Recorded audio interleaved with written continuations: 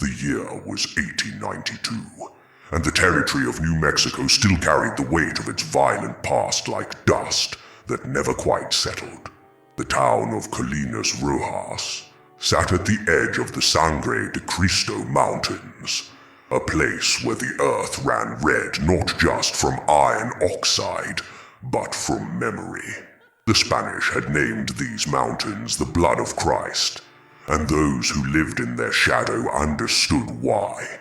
This was a land that remembered violence, a land that held onto it. Main Street ran through the center of town like a scar, flanked by false front buildings that pretended to be more than they were. The general store, the saloon, the land office, the church with its crooked steeple that leaned slightly westward, as if even God was trying to leave.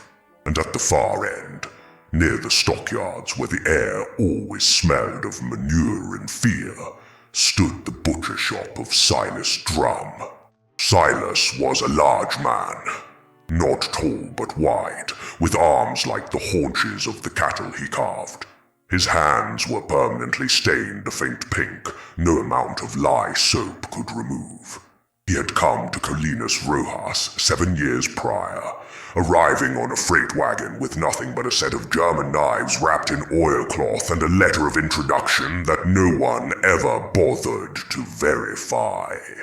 He bought the butcher shop from the widow Vasquez, whose husband had died of consumption, and within a month the quality of meat in Colinas Rojas had improved considerably. People talked about Silas the way they talked about all outsiders, with a mixture of suspicion and grudging respect. He kept to himself mostly, opening the shop at dawn and closing at dusk, always wearing the same leather apron, always smelling of blood and sawdust. He never drank at the saloon, never attended church, never courted any of the local women, despite the widow Vasquez's obvious intentions. He simply cut meat, wrapped it in brown paper, took his payment, and returned to the small room behind his shop where a single lantern burned late into the night. The children were afraid of him, the way children are afraid of things they don't understand. They would dare each other to run past his shop window to catch a glimpse of him working, his cleaver rising and falling with mechanical precision, his face expressionless as he separated muscle from bone.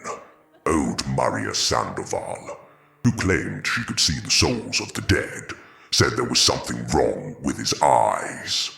Too flat, she said, like a doll's eyes, like something looking out from behind a mask of flesh. But the meat was good.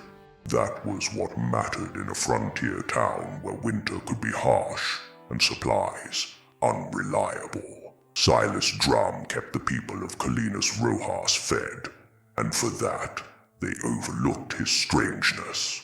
They overlooked the way he sometimes stood in his doorway at dusk, staring at the mountains with an expression that might have been longing or might have been dread. They overlooked the sounds that occasionally came from his shop late at night. Sounds like sawing that went on far too long. Sounds like whispered conversations in a language that wasn't Spanish or English or any of the native tongues. Then came the winter of 1891, and with it, the children began to disappear. The first was Tomas Gutierrez, 8 years old, who went to fetch water from the well and never came back. They found his bucket overturned, the water soaked into the dirt, but no sign of the boy. The second was Sarah McKinney, 11, who vanished between the schoolhouse and her home, a distance of perhaps 200 yards. Then Miguel Chavez, then little Rose O'Connor, whose mother's screams could be heard all the way to the edge of town when they found her daughter's hair ribbon caught on a fence post, but nothing else. 4 children in 2 months. The town formed search parties. They combed the arroyos and the scrubland. They questioned drifters and checked the old mine shafts. They prayed in the crooked church and lit candles to San Antonio, patron saint of lost things. But the children were gone, swallowed by the vast emptiness of the territory, and winter settled in like a coffin lid closing. It was Marshal Josiah Crane who first suspected Silas Drum. Crane was a careful man, methodical, with eyes that missed nothing. He had been a Pinkerton detective before the drink got to him, before he fled to the frontier to escape his failures. But even dulled by whiskey, his instincts remained sharp. He noticed that Silas had begun closing his shop earlier, sometimes before the sun had fully set. He noticed that the butcher had purchased an unusually large quantity of salt and preservatives from the general store. He noticed that despite the harsh winter and the difficulty of keeping livestock, Silas always seemed to have fresh meat available. Crane began watching the shop. He would sit in the shadows across the street, a bottle in his coat pocket, and observe. He saw Silas leaving late at night, carrying a large canvas sack over his shoulder, disappearing into the darkness behind the buildings. He saw lamplight flickering in the shop windows at hours when no honest butcher had reason to be working. And once, just once, he thought he saw movement in the window that didn't look quite human. A shape too small, a gesture too frantic. The marshal began asking questions. Carefully, quietly, he learned that Silas Drum had no verifiable history before arriving in Colinas Rojas. The letter of introduction he'd presented was signed by a man named Gerhard Schmidt, but no one in the territory had ever heard of any Schmidt. The widow Vasquez, when pressed, admitted she had sold the shop to Silas for half its value, because he had frightened her, though she couldn't say exactly why. His money was good, his manner was polite, but something about him made her skin crawl. Old Maria Sandoval told Crane about the dreams. Half the town was having them, she said. Dreams of children crying in the darkness. Dreams of a room filled with hanging meat that still moved, that still breathed. Dreams of a man with a cleaver standing in a doorway, beckoning.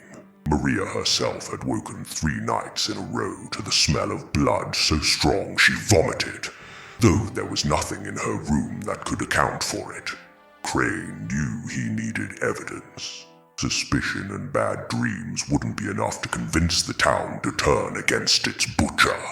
So, on a moonless night in February, while Silas was away on one of his mysterious late-night excursions, the marshal broke into the shop.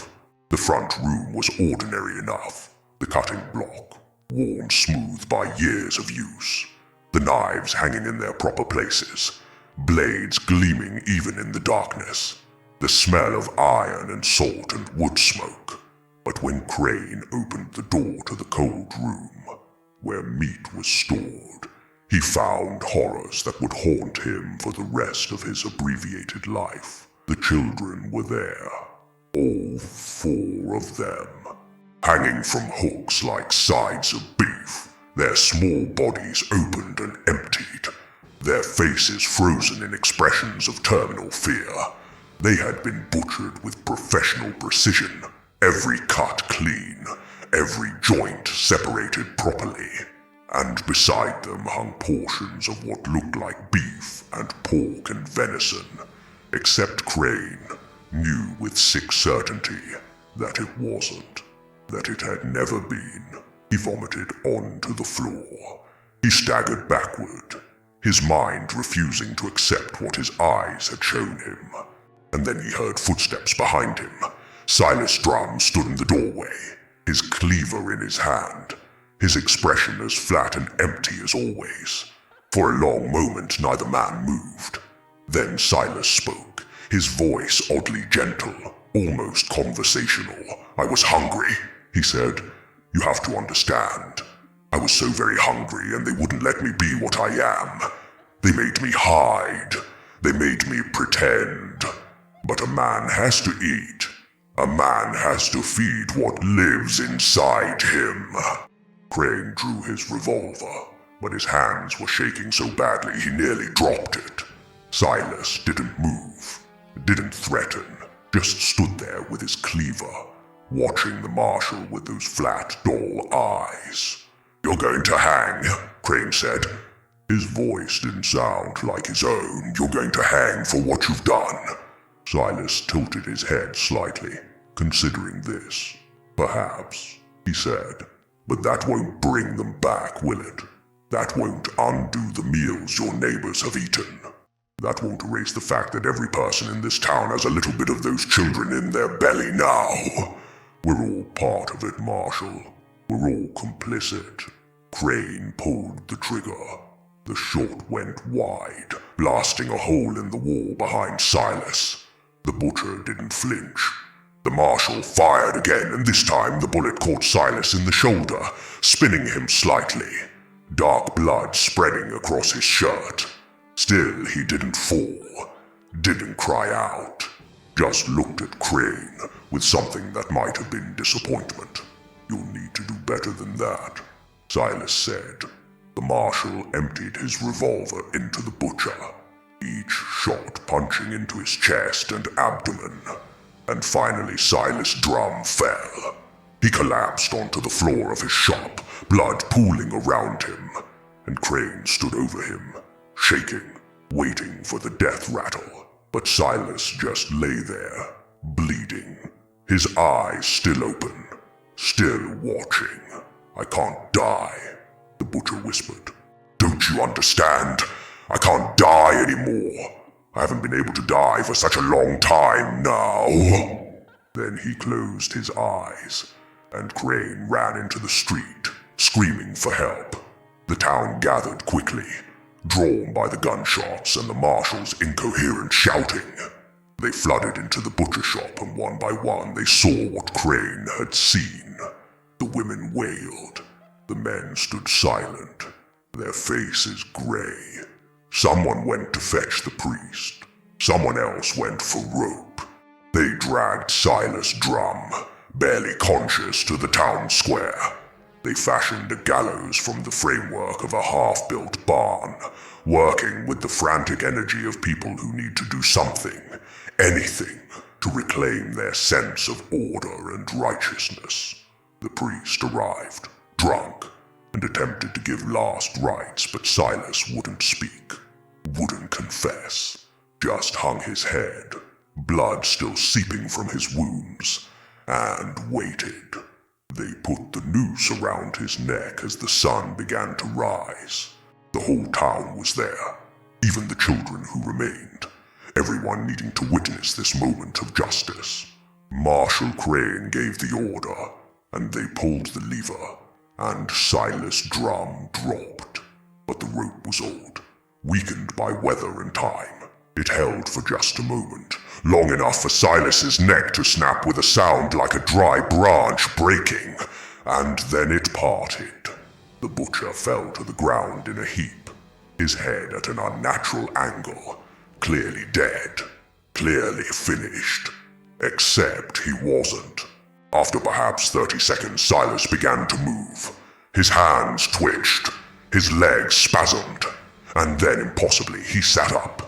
His head lolled on his broken neck, tilting at a grotesque angle, but his eyes opened. Those flat, empty eyes. The crowd screamed and scattered. Some ran for the church, for others ran for their homes. A few men grabbed guns and began shooting, bullets punching into Silas's body, and still he rose to his feet, swaying, his head hanging nearly sideways, black blood oozing from the bullet holes that should have killed him. Marshal Crane fired his reloaded revolver until it clicked empty. Silas Drum stood in the center of the square, his body riddled with wounds, his neck broken, and he laughed.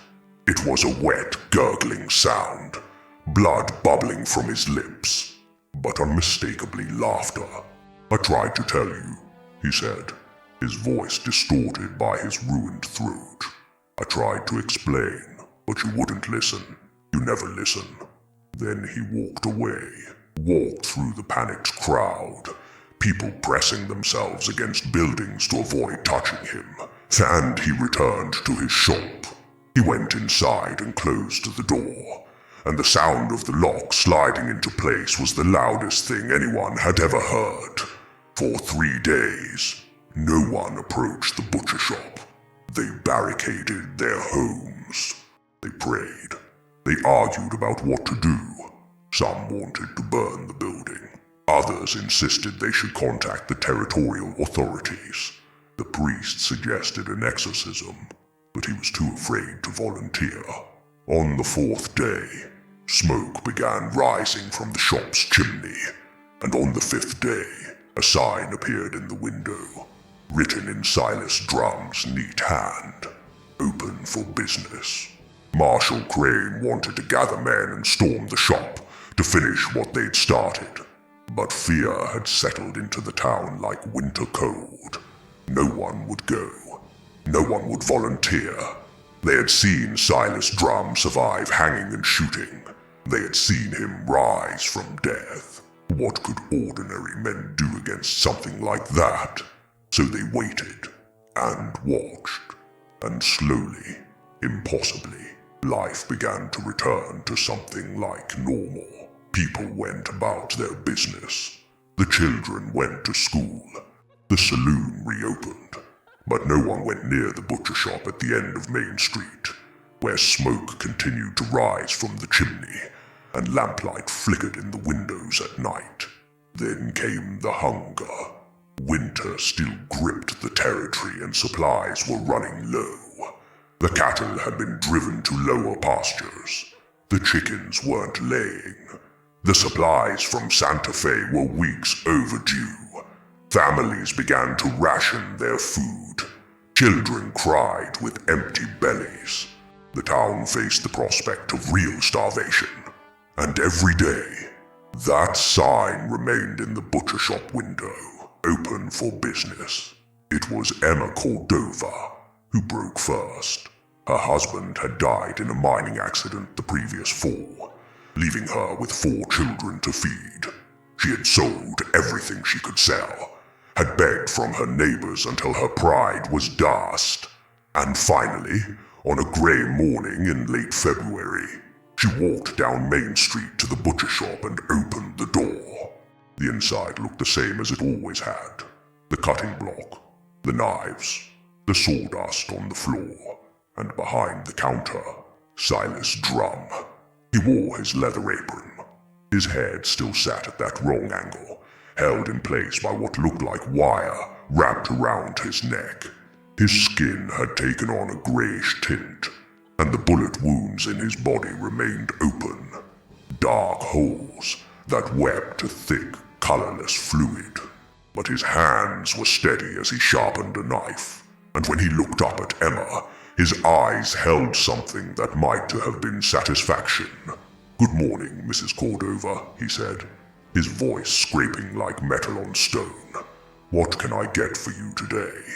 Emma's mouth worked soundlessly.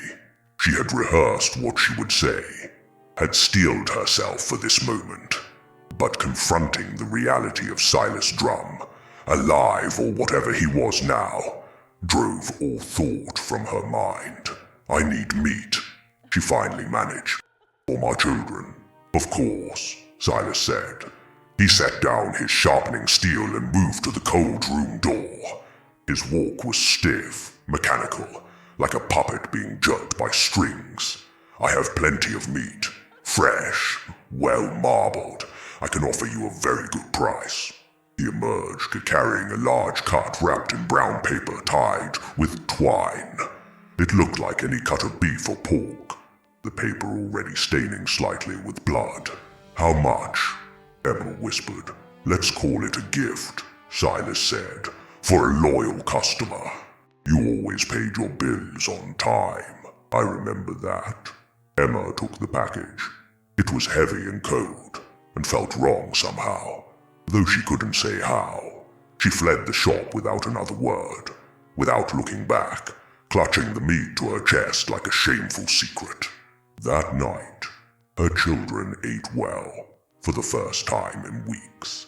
The meat was tender, flavorful, and there was enough for seconds. Emma told herself it was beef. Had to be beef. What else could it be? And if part of her suspected otherwise, if part of her recoiled at the thought, well, her children were no longer crying from hunger. That was what mattered.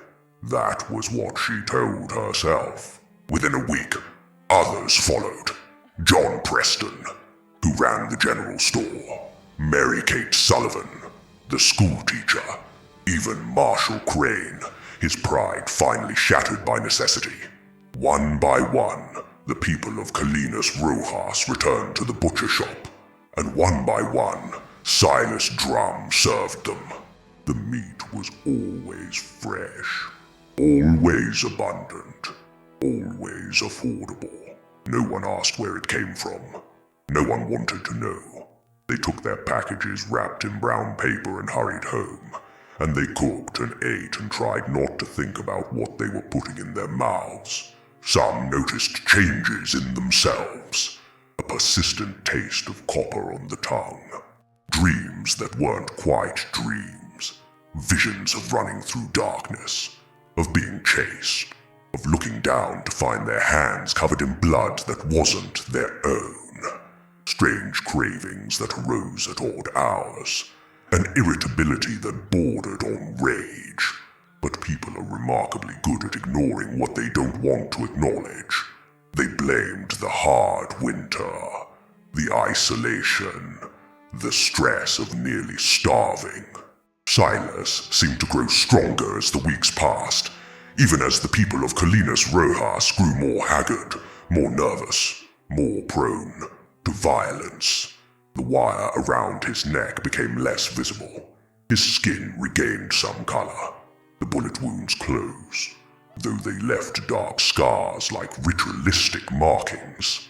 He still moved with that jerky, unnatural gait, but there was a vitality to him now, a sense of satisfaction. Marshall Crane tried to stop it. He stood in the town square one Sunday after church and announced that no one should purchase meat from Silas Drum, that they all knew what he was, what he had done. But Emma Cordova shouted him down, demanding to know what alternative he offered. Would the marshal feed their children? Would his righteousness fill empty bellies? The crowd turned on Crane then, their desperation and guilt transforming into rage. They blamed him for not solving the problem, for not killing Silas properly, for creating this situation. Someone threw a stone, then another. The marshal fled to his office and locked the door, and that night he sat alone in the darkness, drinking and weeping and feeling his certainties crumble.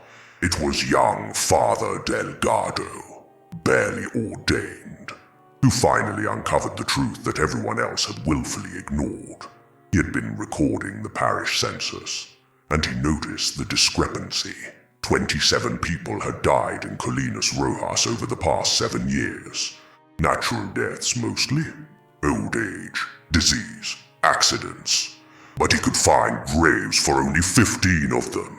12 bodies were unaccounted for. He went to the church records, going back further to before Silas Drum had arrived, and he found it. A pattern.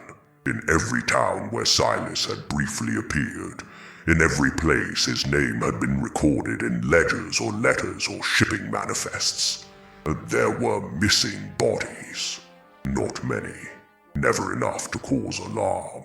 Just a few here and there. The old, the friendless, the indigent.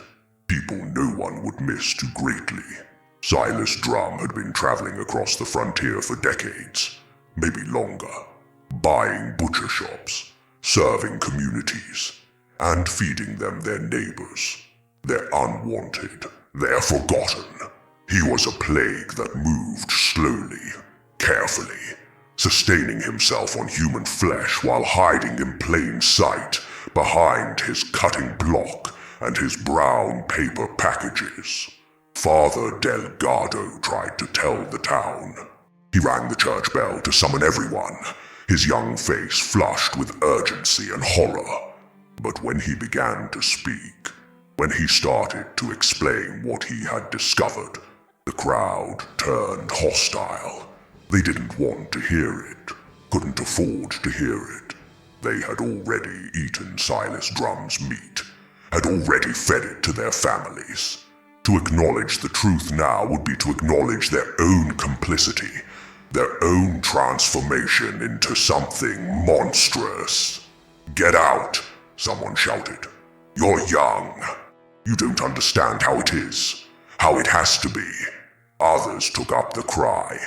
They drove Father Delgado from the church, from the town.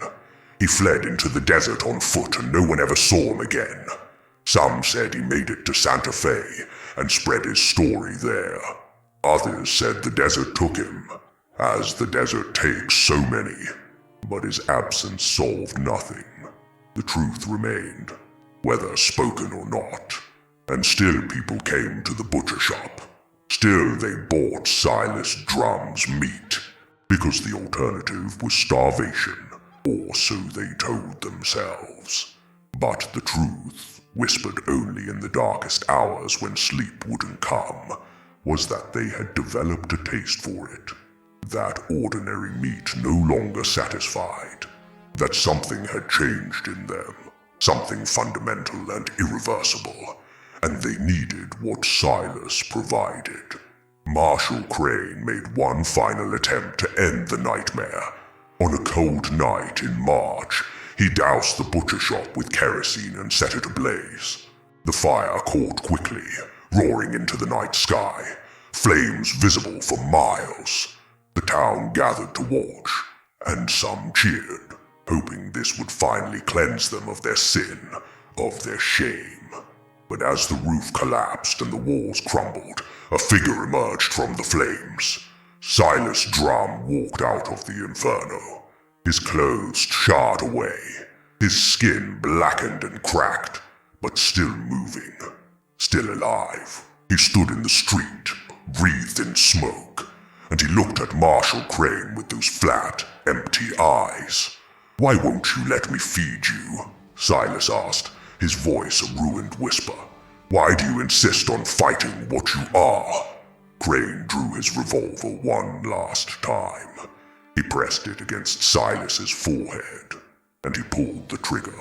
The bullet punched through skull and brain and exploded out the back of Silas's head. The butcher fell backward, finally still, finally dead. The marshal stood over him, shaking, waiting for the body to move again. But it didn't, couldn't. Not even Silas Drum could survive having his brain destroyed. The town breathed a collective sigh of relief. They buried what remained of Silas in an unmarked grave outside the town limits, covering the body with stones and consecrated earth. They tore down what was left of the butcher shop and salted the ground. They tried to move on, to forget, to return to the way things had been before. But the hunger remained. That strange, gnawing hunger that ordinary food couldn't satisfy. Emma Cordova was the first to fall to it. One night, driven by a craving she couldn't name, she killed her neighbor's dog and butchered it in her kitchen, eating the raw meat with her bare hands. When the madness passed and she realized what she had done, she hanged herself from the rafters of her home. Others followed in the coming weeks. John Preston was found dead in his store, having apparently opened his own veins and bled himself dry. Mary Kate Sullivan vanished into the desert, and when they found her body weeks later, she had been partially consumed by something, though the bite marks didn't match any known animal. The town began to empty. Families packed what they could carry and fled, heading for Santa Fe or Albuquerque or anywhere that wasn't Colinas Rojas. They told different stories about why they were leaving. Economic troubles, family obligations, the need for a fresh start. But they all carried the same haunted look, the same secret shame. Marshal Crane watched them go. He had stopped trying to maintain order, stopped wearing his badge. He spent his days drinking, and his nights staring at the place where the butcher shop had stood, half expecting to see Silas Drum standing there again, beckoning. One evening, as the sun set red over the Sangre de Cristo mountains, Crane walked out to Silas's grave. The stones they had piled on top were undisturbed, but the earth around them looked soft, freshly turned, and there, growing from the soil, were what looked like mushrooms, pale, fleshy things that seemed to pulse in the fading light. Crane knew he shouldn't touch them, shouldn't go near them. But the hunger was so strong now, so all-consuming, and these looked so tender, so fresh. He picked one and brought it to his lips, and the taste was familiar, horribly, wonderfully familiar. He ate all of them, every last one, and he felt the hunger finally ease, felt something dark and satisfied settle in his belly, and as full dark fell, he understood. Silas Drum wasn't gone, could never be gone. He was in the earth now, in the air, in the water. He was part of the town, woven into its very fabric, and everyone who had eaten his meat, everyone who had taken sustenance from his offerings, carried a piece of him inside themselves. We're all part of it now, Crane whispered to the empty desert. Just like he said, we're all complicit. The marshal returned to town and locked himself in his office. He wrote down everything that had happened, every detail he could remember, filling page after page with his shaking hand. And when he was finished, when there was nothing left to say, he put his revolver in his mouth and pulled the trigger. By the end of spring, Colinas Rojas was a ghost town. The building stood empty, doors swinging in the wind. The church's crooked steeple finally collapsed. The only sound was the whistle of wind through the abandoned streets and the distant cry of ravens. But sometimes, on certain nights when the moon is dark and the wind blows from the mountains, travelers passing through the area report seeing lamplight in the windows of a building that no longer exists. They report the smell of blood and sawdust. They report a figure standing in a doorway, watching the empty street with flat, patient eyes. A figure in a leather apron, holding a cleaver, waiting. Because Silas Drum understood something that most people refuse to acknowledge. That beneath the thin veneer of civilization, beneath the prayers and laws and moral certainties, there is hunger, pure and simple and undeniable. And hunger, if it's strong enough, if it's patient enough, will always find a way to feed. The frontier has many monsters, but the worst ones are the ones we invite inside, the ones we feed, the ones we become. Years after Colinas Rojas emptied, a traveling salesman named Ezekiel Marsh made the mistake of seeking shelter in the abandoned town. It was nearly dusk, and his horse had thrown a shoe, and the ruins looked like they might offer some protection from the cold night air. He found a relatively intact building near what had been the main street and made his camp inside, building a small fire from broken furniture. As he ate his meager meal of hardtack and dried beef, he became aware of sounds from deeper in the building. Footsteps, the scrape of something heavy being dragged, and then, impossibly, light spilled from a doorway he was certain had been empty moments before. Marsh should have run. Every instinct screamed at him to flee, but curiosity, that most human and most fatal of traits, drew him forward. He approached the doorway and looked through. The room beyond was impossibly large, far larger than the building could contain. It was lined with hooks, hundreds of them, and from each hook hung meat, fresh meat, human meat, bodies in various stages of butchering, their faces frozen in terminal expressions of horror and disbelief. And in the center of the room, standing at a massive cutting block, was a large man in a leather apron. Silas Drum looked up and smiled. His head still sat at that wrong angle, held in place by wire. His skin had a greenish tint in the lamplight, but his hands were steady as he worked, cutting and wrapping, preparing packages that no one would ever buy. "Mr. Marsh," he said, his voice warm and welcoming. "I've been expecting you. Are you hungry?" Marsh tried to scream, but no sound came out. He tried to run, but his legs wouldn't respond. He could only stand there, frozen, as Silas set down his cleaver and walked toward him, reaching out with those stained, patient hands. "Let me tell you a secret," Silas whispered, his breath smelling of old blood and older earth. "The frontier isn't a place. It's a state of being. It's the edge between civilization and savagery, between hunger and satisfaction, between what we pretend to be and what we really are.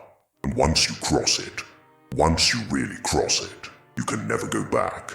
You become part of the wilderness, part of the blood and the meat and the endless eternal hunger." He placed his hand on Marsh's shoulder, and the salesman felt something fundamental shift inside himself, felt his certainties crumble, felt the thin wall between himself and the abyss crack and fall away. "Welcome to the frontier," Silas said. "Welcome home." When the sun rose the next morning, Ezekiel Marsh's horse was found wandering near the ruins, but the salesman himself was gone, vanished. Like so many others who had passed through Colinas Rojas, his wagon was discovered later, its contents undisturbed, but there was blood on the seat, fresh blood. And in the dirt beside the wagon, someone had written a message with their finger, "Open for business." The story of Silas Drum and Colinas Rojas became legend in the territory of New Mexico. Parents told it to frighten their children into obedience. Travelers went miles out of their way to avoid the ruins. The Catholic Church sent 3 separate missions to bless the ground and lay the dead to rest, but each mission failed, the priests returning with strange stories about voices in the darkness, about laughter echoing from empty buildings, about the smell of cooking meat where nothing should be. In 1896, the territorial government finally ordered the site completely destroyed. They brought in workers to tear down every remaining structure, to burn every piece of wood, to scatter the stones. But even as they worked, even as they dismantled the physical evidence of the town's existence, the workers reported nightmares. Dreams of a man in a leather apron. Dreams of hanging meat that whispered their names. Dreams of a hunger so profound it felt like drowning. Several workers simply walked away from the job, leaving their pay behind, unable to spend another night near that cursed place. Others finished their work but were never quite right afterward. One man became a vegetarian, unable to stomach any meat without vomiting. Another developed an obsession with butchery, filling his home with knives and cutting implements, until his wife finally left him. A third was found dead in a Santa Fe alley, having apparently eaten pieces of his own flesh, the wounds self-inflicted and methodically precise. The land where Colinas Rojas once stood remained empty. Nothing would grow there. Cattle refused to graze within a mile of it. Birds avoided flying over it. Even the hardiest desert plants withered and died in that soil. The earth itself seemed poisoned, corrupted by what had occurred there. But Silas Drum's influence spread far beyond that single cursed town, because everyone who had eaten his meat, everyone who had fled Colinas Rojas, carrying that hunger inside them, became carriers of his taint. They settled in other towns, other territories, and slowly, inexorably, they spread the hunger to others. There were outbreaks of madness in Santa Fe, where 3 respectable citizens suddenly turned on their neighbors with knives, butchering them in the streets before being shot down. There were mysterious disappearances in Albuquerque, where the bodies were found drained of blood, carved with the precision of a professional butcher. There were stories from Arizona Territory, from Colorado, from Texas, all following the same pattern. Good people suddenly succumbing to terrible hungers, communities tearing themselves apart from within. And always, in the aftermath, someone would report seeing a large man in a leather apron, standing at the edge of town, watching, waiting, his head tilted at that impossible angle, his eyes flat and empty and patient. The Catholic Church began investigating these incidents, sending Father Vicente Ortega, a specialist in the demonic and the damned, to interview survivors and examine evidence. Father Ortega was an old man by then, weathered by decades of confronting darkness, but even he was shaken by what he discovered. He spent 3 months traveling through the territories, speaking with those who had known Silas Drum or encountered his influence. And in his final report to the Archbishop, he wrote something that was never meant to be made public. The entity known as Silas Drum is not, I believe, possessed by a demon in the traditional sense. Rather, he has become something else entirely. Through years, perhaps decades, perhaps centuries of consuming human flesh, he has transformed into a sort of spiritual parasite. He feeds not just on meat, but on the act of feeding, on the corruption of communities, on the transformation of the innocent into the monstrous. And like any parasite, he reproduces by spreading his hunger to others, creating new versions of himself, each carrying a seed of his consciousness, his insatiable appetite. He cannot truly die, because he exists now not just in a single body, but in all who have partaken of his offerings.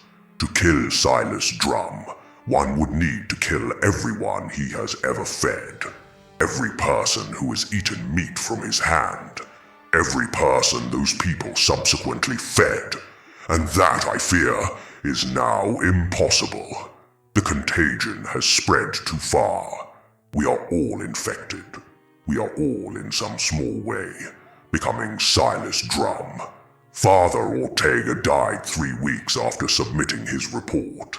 The official cause was heart failure, but those who found him said his body showed signs of starvation despite the kitchen full of food. He had simply stopped eating, unable or unwilling to take sustenance, knowing what all sustenance had become. The Archbishop ordered Ortega's report destroyed and forbade any further investigation. Some truths, he decided, were too dangerous to acknowledge. Better to let the legend remain just that, a legend. A story to frighten children and entertain travelers. Better than admitting that evil could be so pervasive, so patient, so ultimately victorious. But the hunger persisted.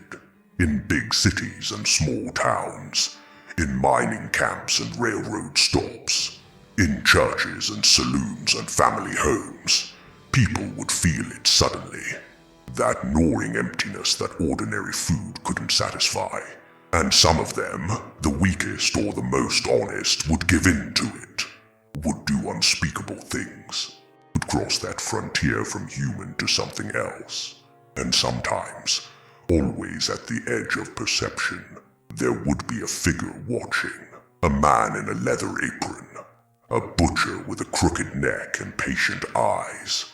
Silas Drum in one of his many forms, observing his handiwork, satisfied with the slow corruption he had set in motion. In 1903, 11 years after the hanging that should have killed him, a reporter named Samuel Finch became obsessed with the story of Colinas Rojas. He had heard rumors, fragments of the tale, and he was convinced there was a larger story to be told. He traveled throughout New Mexico territory, interviewing anyone who would talk to him, piecing together the narrative from scattered accounts and fading memories. Finch was a rational man, a product of the modern age, and he approached the story as a tale of mass hysteria and frontier superstition. He believed that there had been a butcher named Silas Drum. He believed this man had probably been a murderer, possibly a cannibal. But the supernatural elements, the impossibility of death, the spreading hunger, he attributed to the psychological trauma of the survivors. People unable to accept their own culpability in consuming tainted meat, projecting their guilt into a narrative of demonic possession. He wrote a series of articles for the Santa Fe newspaper, presenting his version of events. The articles were well received, considered a triumph of rational journalism over frontier mythology. Finch won awards, was offered a position with a major newspaper in Denver, but then he made the mistake of visiting the site of Colinas Rojas. He wanted to see it for himself, to stand where the butcher shop had been, to feel the reality of the place beneath the legend. He arrived on a clear autumn afternoon, the sky impossibly blue, the air crisp and clean. The ruins were barely visible now, just some scattered stones and depressions in the earth where buildings had stood. Nothing ominous, nothing supernatural, just an empty piece of desert, slowly being reclaimed by the land. Finch set up his camera and took several photographs. He made notes about the landscape, the geology, the vegetation. He ate his lunch sitting on a flat rock, enjoying the solitude and the sunshine. And he congratulated himself on his rational approach, on his ability to see through the hysterical nonsense to the mundane truth beneath. As the sun began to set, he packed his equipment and prepared to leave. But as he walked back toward his horse, he noticed something in the dirt. Fresh footprints, large ones, leading from where he sat toward a depression he hadn't explored yet. Curiosity drew him forward, even as the light faded. The depression was deeper than he'd realized, forming a sort of natural cellar, and as he approached, he caught a smell. Blood and sawdust and something else. Something wrong. There was a door set into the earth, half buried, made of wood so old it should have rotted away years ago. But it was intact, solid, and it was open, just slightly, revealing darkness beyond. Finch knew he should leave, knew he should mount his horse and ride away and never look back. But the reporter in him, the part that needed to know, needed to understand, pushed him forward. He struck a match and peered into the darkness. The space beyond was impossible. A room that shouldn't exist, couldn't exist. Carved into the earth, but somehow larger than the depression that contained it. And it was full of meat, fresh meat, hanging from hooks that descended from a ceiling too high to see. And beneath the meat, sitting on a stool, sharpening a knife, was Silas Drum. The butcher looked up and smiled. His head was still crooked, still wrong, but his eyes were bright with something that might have been amusement. "Mr. Finch," he said, "thank you for your articles. They were very entertaining, very rational, very modern. You almost convinced people that I was nothing more than a crazy man with a knife. that the hunger was just hysteria. That would have been convenient, wouldn't it? If evil could be so easily explained away. Finch tried to run, but his legs wouldn't obey. He could only stand there, the match burning down toward his fingers, as Silas rose from his stool and walked forward. "Let me show you something," the butcher said. "Let me show you what's really happening. What's been happening since long before Colinas Rojas. What will continue happening long after everyone who remembers that name is dead." He gestured to the hanging meat, and Finch realized with horror that some of it was moving, breathing, that what he had taken for sides of beef were actually people, still alive, suspended in some state between life and death, their mouths moving soundlessly, their eyes pleading. "I am not a demon," Silas said. "I am not possessed. I am simply what happens when hunger becomes conscious, when appetite gains intelligence, when need transforms into purpose. I am the logical endpoint of consumption, of civilization, of the frontier mentality that says everything exists to be devoured." The match burnt down to Finch's fingers. He dropped it with a gasp of pain, and in the moment before the light died, he saw Silas's true face. Not the flat mask he showed the world, but what lay beneath. Something ancient, something vast, something that had been feeding for so long, in so many places, that it had become woven into the fabric of reality itself. When they found Finch 3 days later, he was sitting beside his dead horse, staring at nothing. He was alive but unresponsive, his mind seemingly gone. They took him to an asylum in Santa Fe, where he remained for the rest of his life, never speaking, never acknowledging the outside world. But sometimes, at night, he would move his hands as if cutting meat, precise and methodical, over and over, until the attendants restrained him. And sometimes he would whisper 2 words, so quietly they could barely be heard. Always hungry. The 20th century arrived, bringing with it automobiles and electricity and the promise of progress. The frontier officially closed.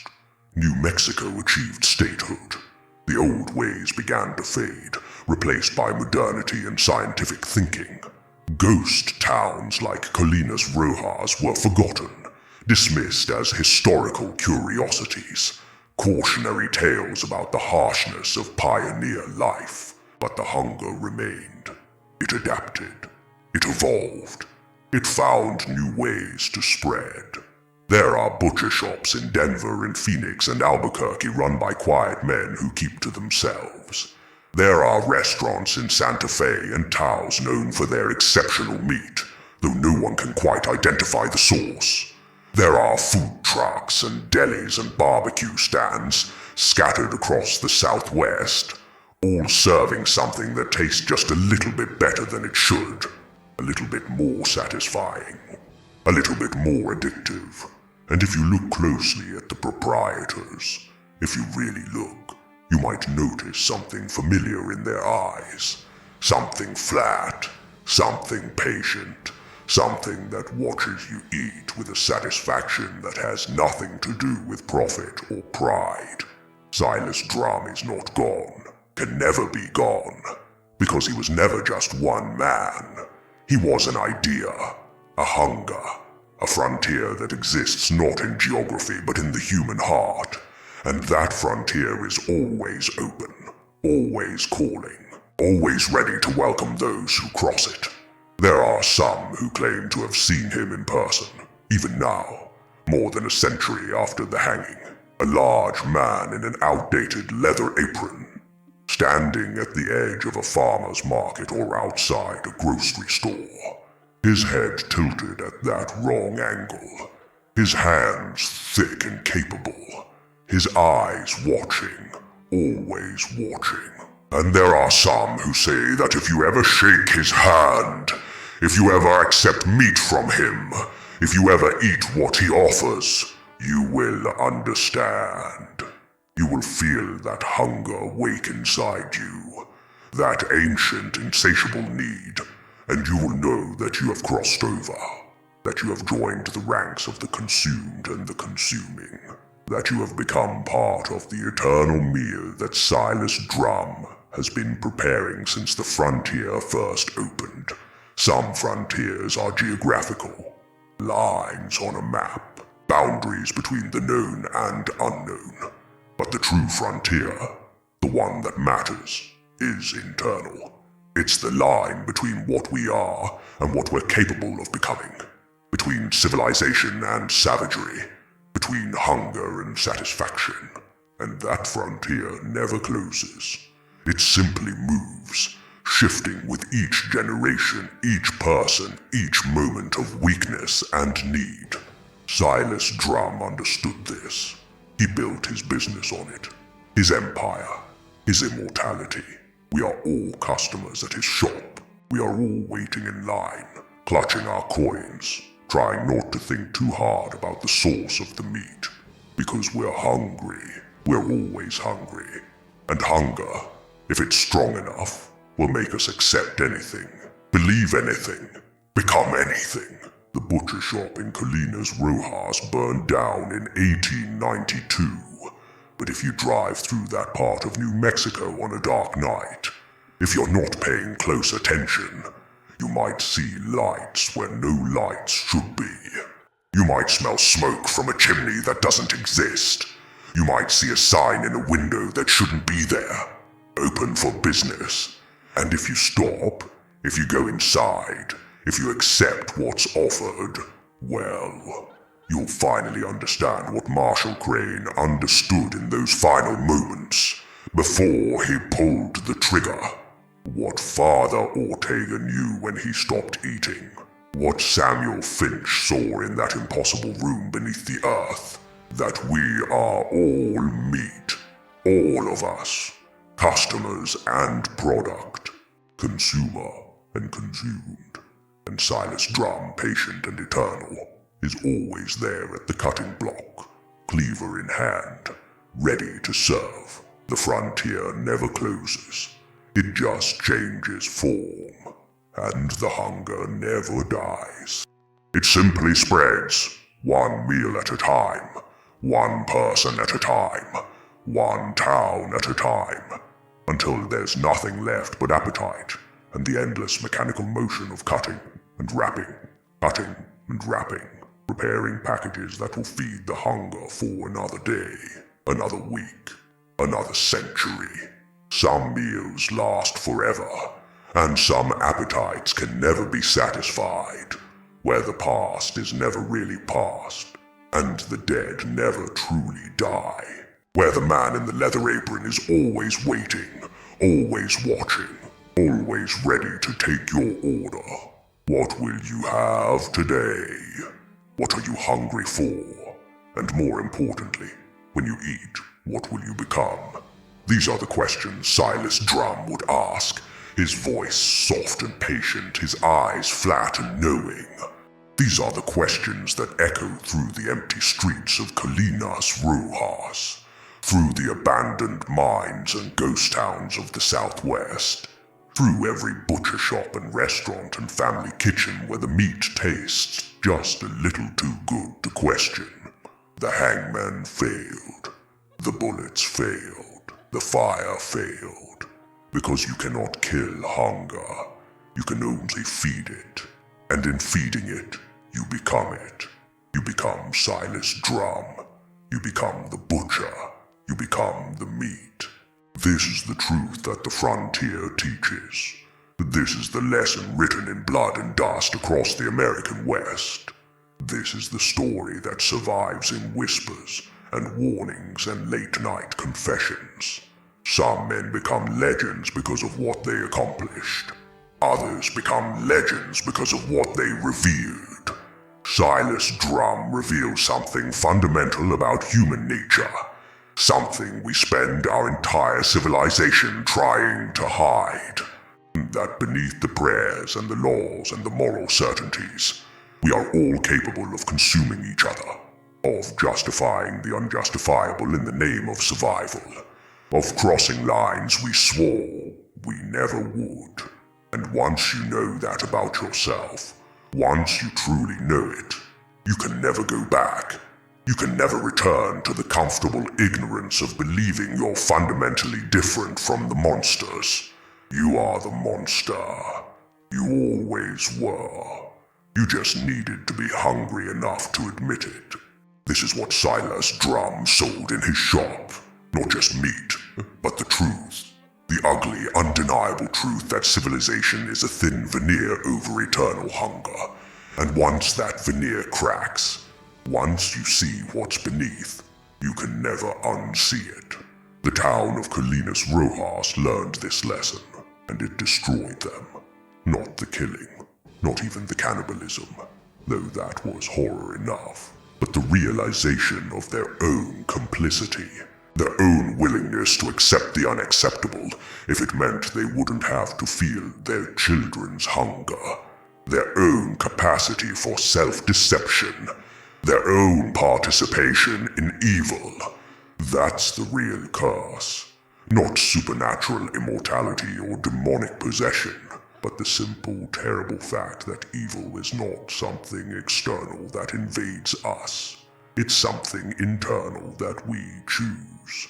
Every day, every meal, every time we accept something we know is wrong because it's convenient, because we're hungry, because everyone else is doing it. Silas Drum just made that choice explicit. He just made us see what we were already doing, and for that honesty, that clarity, we tried to kill him. Tried to destroy the mirror that showed us our true faces. But mirrors can't really be destroyed. The reflection remains, the truth remains, and the hunger remains, gnawing at the edges of every meal, every satisfaction, every moment of fullness. We are all still customers at Silas Drum's shop. We've just learned to pretend we're shopping somewhere else. We've learned to call it something different, to wrap it in brown paper and tie it with string and carry it home without looking too closely at what we're holding, to cook it and serve it and eat it and tell ourselves it's normal, it's necessary, it's just the way things are. But late at night, when the house is quiet and the stomach is full and the mind is restless, we know, we all know. We taste that copper on our tongues. We feel that wrongness in our bellies. We hear that patient voice asking what we want, what we hunger for, what we're willing to become. And the answer we're all too afraid to speak aloud, is anything. We'll become anything. We'll eat anything. We'll justify anything. Because we're hungry. We're always hungry. And hunger makes monsters of us all. This is the legacy of Silas Drum. Not just a story of horror, but a revelation of truth. In the winter of 1892, in a small town at the edge of the Sangre de Cristo Mountains, the veil was pulled back. The comfortable lies we tell ourselves about civilization and morality were stripped away, leaving only the raw, undeniable reality of what we are. The people of Colinas Rojas didn't want to be monsters. They were good people, or tried to be. They went to church on Sundays. They helped their neighbors. They taught their children right from wrong. But when the hunger came, when the choice was between starvation and accepting meat from a dead man's shop, they chose survival. And in that choice, they revealed something essential about the human condition. We are not as different from Silas Drum as we want to believe. We are not separated from him by some unbridgeable moral chasm. We are separated only by circumstance, by degree, by how hungry we've allowed ourselves to become. Every person has their breaking point. Every person has a hunger that, if strong enough, will override every principle, every belief, every moral certainty they possess. The butcher understood this. He had spent lifetimes learning it, observing it, exploiting it. He knew that civilization is just a story we tell ourselves to avoid acknowledging the predator that lurks beneath our skin. He knew that given the right conditions, anyone can become a cannibal. Anyone can look at another human being and see meat. And so, he waited, patient as stone, eternal as hunger itself, moving from town to town, frontier to frontier, feeding and being fed upon, spreading his corruption like seeds in the wind. Some seeds fell on barren ground and withered, but others took root, grew, flourished, became part of the landscape. The survivors of Colinas Rojas carried those seeds with them. They spread across the southwest, settling in new towns, starting new families, living new lives, and they tried to forget, tried to convince themselves that what had happened was an aberration, a nightmare that couldn't be real. But the hunger remembered. The hunger never forgot.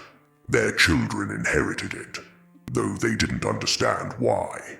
A restlessness, a dissatisfaction with ordinary pleasures, a strange emptiness that no amount of food could fill. They would wake in the night with their mouths watering, dreaming of meals they couldn't remember eating, tasting flavors they couldn't name. And their children's children inherited it too, diluted but persistent, a genetic memory of transgression that expressed itself in old ways, an attraction to the macabre, a fascination with violence, a curiosity about forbidden things. The seed of Silas Drum, passed down through generations, waiting for the right moment, the right conditions to bloom again.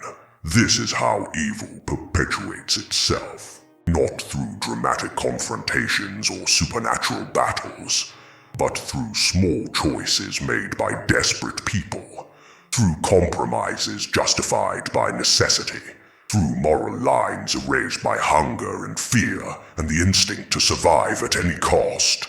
The Catholic Church understood this, in its way. That's why the Archbishop ordered Father Ortega's report destroyed. Not because it was false, but because it was too true. Because acknowledging that evil could be so pervasive, so patient, so ultimately inescapable, would undermine everything the Church stood for. Better to maintain the illusion of clear moral boundaries. Better to pretend that evil is something external, something that can be fought and defeated, rather than something we carry inside ourselves. But the truth remains, buried in forgotten archives and whispered in confessionals, and written in the private journals of those who encountered Silas Drum and lived to remember. The truth that we are all capable of becoming monsters.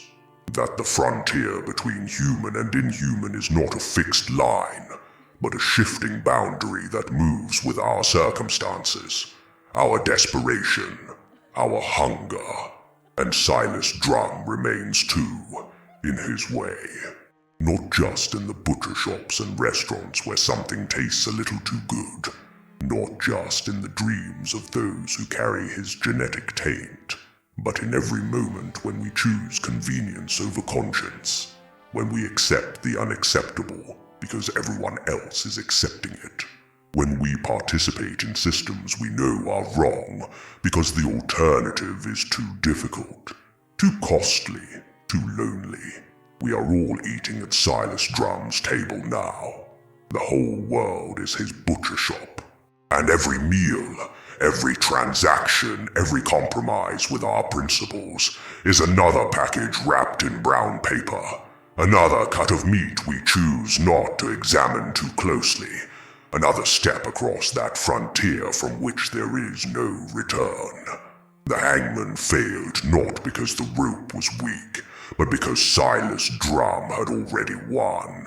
He had already transformed Colinas Rojas into an extension of himself, had already turned its citizens into accomplices in his eternal feast. Killing his body meant nothing when his spirit, his hunger, his truth had already been absorbed by everyone who ate his meat. This is the real horror. Not that monsters exist, but that we become them. Not that evil is powerful, but that it is patient. Not that we are tempted, but that we so easily yield. And once we have yielded, once we have crossed that line and tasted what lies on the other side, we can never quite go back to seeing ourselves as purely innocent, as fundamentally different from the darkness we feared. We are Silas Drum, all of us. Every person who has ever chosen survival over morality, convenience over conscience, fullness over righteousness. We are the butcher with the crooked neck and the patient eyes, standing behind our counters, preparing our packages, serving our customers, and waiting for the next person hungry enough to accept what we offer. And the frontier stretches endlessly before us, calling us forward, promising satisfaction just beyond the next ridge, the next compromise, the next meal. And we go, we always go, because we are hungry, and hunger drives us forward, and the butcher is always waiting with his cleaver, and his brown paper and his terrible, knowing smile.